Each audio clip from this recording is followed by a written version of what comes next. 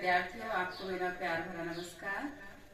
देखिए, हर व्यक्ति के जीवन में कोई ना कोई उद्देश्य होता है, और जब उद्देश्य होता है तभी हमारे जीवन का सार हमें समझ में आता है। यानी जब हमारे पास उद्देश्य होता है तो हमारे अंदर उत्साह, जुनून और उस काम को लेके एक जागरूकता रहती है कि हमें सुबह से शाम तक काम करना है। और अगर हमारे पास कुछ ऐसा उद्देश्य नहीं है, लक्ष्य नहीं है, तो हम सोचते हैं कि हमारे पास तो ढेर सारा समय है, आज नहीं तो कल, ऐसे हम काम करते रहेंगे। और जब लक्ष्य रहता है तो हम उस काम को सुबह से ही शुरुआत कर देते हैं और समय निकाल ही लेते हैं। तो इसलिए सबसे पहले लक्ष्य बनाइए और उस लक्ष्य के लिए हमेशा प्रयास कीजिए। और जो बच्चा प्रयास करता है वो हमेशा अपने लक्ष्य को पाते हैं।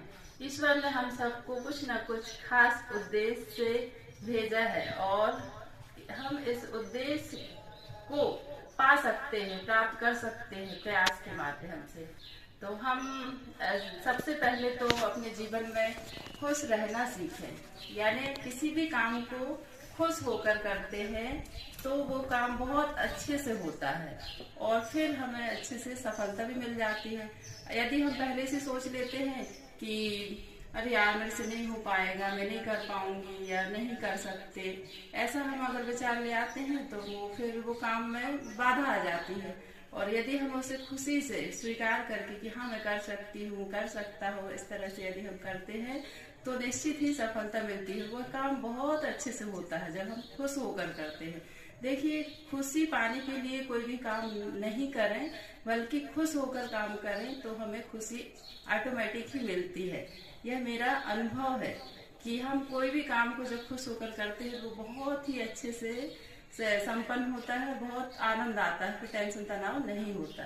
तो इसलिए प्यारे प्यारे बच्चों, मैं आपसे यही कहना चाहूंगी कि आप अपने जीवन में कोई भी काम, किसी भी काम को लेकर जागरूकता के साथ जो भी हमें मिला है उस पर हम ईमानदारी से काम करें और अपने जीवन के लिए श्रेष्ठ चुने।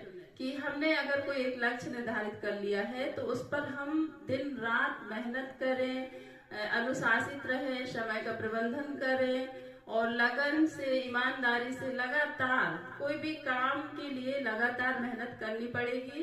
प्रतिदिन उस काम को करना पड़ेगा, तभी हमें सफलता मिलती है। तो यही हम प्रयास करें। बहुत बहुत धन्यवाद।